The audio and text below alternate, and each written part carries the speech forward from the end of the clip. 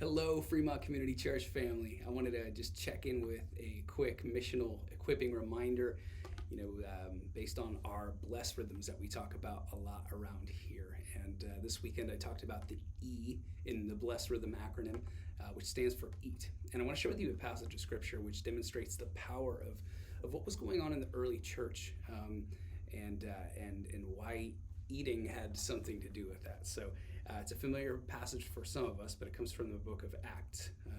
It's the very end of chapter 2, and it's talking about the church that existed at that time, which was not a very large number of people, but quickly that's going to change. It says this: they devoted themselves to the apostles' teaching and to fellowship and the breaking of bread and to prayer. Everyone was filled with awe at the many wonders and signs performed by the apostles, and all the believers were together and had everything in common. They sold property and possessions to give to anyone who had need.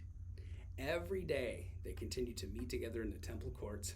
They broke bread in their homes and ate together with glad and sincere hearts, praising God and enjoying the favor of all the people. And the Lord added to their number daily those who were being saved. So just a quick trivia question based on these passages. Where was it that they were serving communion, the Lord's Supper? It was in homes.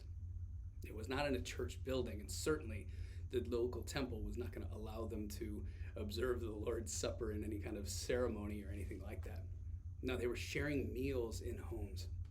They were taking the bread and the cup and doing that in homes around tables. And they were doing this daily.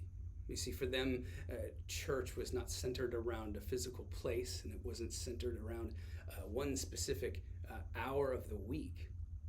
It was daily, relational, around a table. And as they're doing this somewhat publicly, and everyone's welcome. If the Lord is adding to their number daily those who are being saved, that means they were inviting others to come sit around the table, to hear about the good news, to share the meal, to share the fellowship. And it's that kind of thing that changed the world. With just a small number of followers, Christianity becomes this global movement.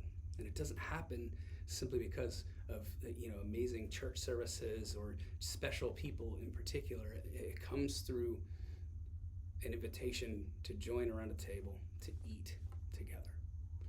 And so, sometimes it doesn't feel like our lives are set up for that. But how do we make margin? How do we prioritize this so that church doesn't just stay in a building for 1 hour a week, but instead it spills out into other areas of our lives? That we see the tables that we have meals around. I know online in our Zoom for this missional equipping gathering this weekend, a lot of people are talking about their workplace and how important it is for them to go out to lunch or coffee with the people they work with, because that just builds great relationships, and there's opportunities for the Spirit of God to work in that. And that's true for you if you go to school. There's a lunch table, and there's a way for that to become a holy space and a holy moment.